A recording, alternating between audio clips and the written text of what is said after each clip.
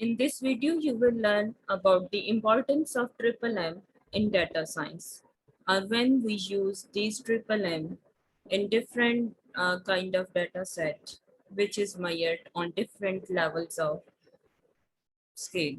So here we have three M's: mean, median, and mode. So one by one, we will discuss their importance in data science.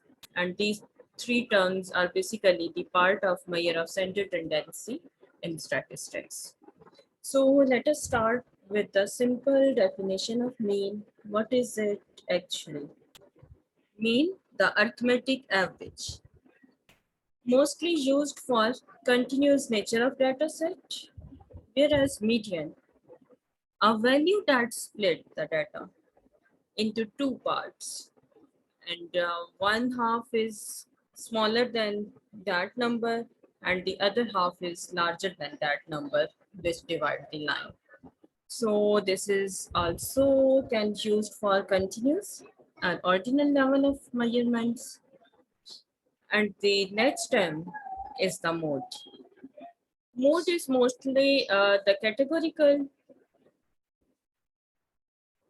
measure and has the most data, which is measured on the categorical level, is most suitable in that cases. So here you can say mode is most appropriate measure for the categorical or the nominal level of scale. So nominal variable, then we prefer to choose the mode. And the basic purpose to introduce the mode is also the nominal, to cover the nominal variables, as we cannot find the average or the mean of the nominal variable. So in case of nominal variables or the data which is measured on nominal level of measurement, the most suitable M is the mode. Whereas for ordinal variable, median is more suitable M, and for interval or the ratio level of measurement, mean is the most suitable M. So we have these three measures of center tendency and these three M's in data science, which have different applications. Like if our data is measured on nominal level, we can say the appropriate measure is the mode. And if the level of measurement is ordinal, then we prefer to choose the median. And if we have the interval or ratio level of measurement, then we choose the mean. So if the distribution is normal, then we can say median is better with skewed distribution. So now one by one, we will discuss their detail. Like the first term is the mean. To find the mean, what we have to do, this is very simple. Simply add all the values and then divide by the number of values. So the lowercase Greek letter mu is used for population mean, this, and x bar for the sample mean. So what you have to do, simply add all the values and divide it by total number of values, then you can get the mean. Let us take the example. Here we have listing serial numbers are the total 15 observations, and this is the result of these 15 observations. So to find the mean, what we have to do? We have to do simply add all these x's, and then we have to divide these with the total numbers, which are 15 here. So by doing this, we can get the simple mean or the average.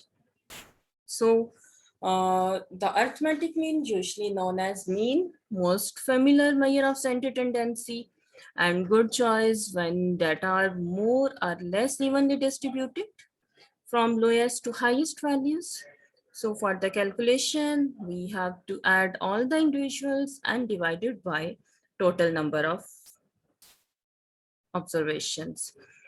Now we will see different examples. Here in this example, you can see department number 1, and we have 10 agents in this department. This is the numbering of agents, and in 1 we have 18, in 2 we have 19, 3 20, so on. In 10 we have 28. So we want to find mean. So to find the mean of these department 1, 10 agents, we simply add these values and divided by 10, we get the answer 21.1. You can see 21.1 almost shows that this data set is lie middle, somewhere middle of this series. So you can say mean is reasonably good measure in this case, as it covers the data and fall within the range. Now take this example like this. In this you can say new customer recruited last month, and department 2 have these 10 agents, 18, 19, 20, so on 120. Here you can see an extreme value, 120. This is the extreme value. And this extreme value can affect the average here. So when you calculate the average, sum of all these divided by 10, you can see this is not typically fall in the middle, as the answer is 30.3 and not suitable for this kind of data. So here you can see mean is not a reasonable measure of center tendency in case of or in presence of outliers or extreme values. Whereas in this case, you can see the answer almost fall in the middle or within the range of values, as there is no outlier, no extreme values. So the mean can easily calculated here. Whereas in this example, mean is not the good representative of this series. So the next term is the median. Simply means middle. Numerically, we calculate it as the middle value. And this is not influenced by the extreme values or the low values, as it falls in the middle of the series. So how we can do calculation of this? Put the individual values in numerical order, small to large. Count the numbers of values in the data set. If the numbers are odd, pick the middle one. And if the numbers are even, then take the middle value of two middle values. And you can say halfway between the two middle values. So by using these steps, you can calculate the median for the odd as well as for the even series. Now let us take a simple example. Here, age and year of 7 security staffs. Here you can see the name of staff, and here are the age. So this is 7 staff members. And when we calculate the median, first of all, we have to arrange the values in an array. So as this is even number, so we skip the halfway from the left, halfway from the right, and the exact middle value is the median here. So when we skip 3 values from the top, 3 from the bottom, the middle one is leave, which is 30. So here you can see fourth data value is the median, and here not the 4 is the median, fourth data value is the median. So we have to pick the age which represents on the fourth place is known as median. So which this is the 30 years of age. So this is the example when we have the odd number of observations. Now let us take another example in which we have even number of observations. Like here we have the 8 observations, and this data set is related with minutes on phone taking orders last week. So here are the minutes. Now what we have to do, we have to take the average of these two midways, like the observation 4th and 5th. So when we add 7 in 9 and divided by 2, we can get the median of this series. So this is equal to 8 minutes. So median is the number chosen the half of the values in the data set and smaller than that number, and the other half are larger.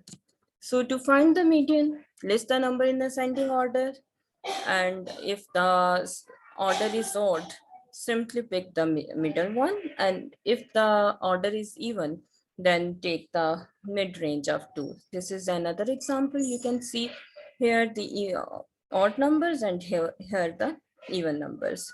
So in case of even, take the average of these two, and in case of odd, exactly the middle value. Now let us discuss the last term, which is the mode.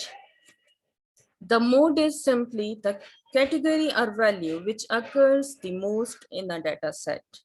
Or you can say the most repeated value or the most frequent value in the series is known as mode.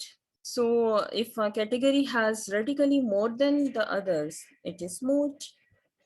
So here you can see in this plot, we have three different colors: blue, red, and yellow. Here, the most highest peak of the beach ball production is yellow color. So here you can see yellow one is the mode.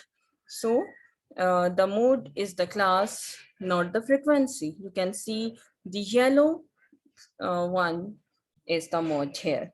Now let us take another example, which is bimodal. Here you can see the most highest is the very good, whereas the second is very bad. And then we have less contribution of neutral, bad, and good. So we can say this series is bimodal, as the first mode is very good and the second is very bad. So there may be a data set in which one mode exists, in which two mode exist like this, one mode like this, and might be there is no mode, as if we cannot identify the pattern correctly. So mode means most popular, most appropriate, and most suitable for the nominal level of measurement. So put the individual values in numerical order, small to large. Note the value which occurs the most frequently, known as mode. Like here we have the offices and days absent. So here you can see 8 is repeated 3 times, so mode is 8. Here in this data set, you can see 10 and 15, both these numbers are repeated more times. So we can say this series have two mode. One is 10 and other is 15. By using these steps, we can find these M's. Now let us see the mean and best use. Mean, the best use is interval ratio and near normal distribution. For the median, the best use is ordinal, interval, or ratio data and skewed distributions. Mode is applicable for all levels of measurement and specially designed for the nominal. So when the scale is nominal, ordinal, interval, or ratio data, we can find the mode. But the most suitable measure for the nominal level of measurement is the mode. As you can see, we cannot find the mean for the nominal. We cannot find the median for the nominal. So whenever we have the nominal data, we have to find the mode here. So why can't the mean tell us everything? In this slide, you can see the answer of this. As mean describes center tendency, what the average outcome is. We also want to know something about how accurate the mean is when making predictions. So the question becomes, how good representation of the distribution is the mean, or how good is the mean as a description of center tendency, or how good is the mean as a predictor. So it depends on the shape of the distribution. Is the distribution normal or skewed? We can find this. So this is all about the triple M, or the use of triple M in data science, or the measure of center tendency. Thank you.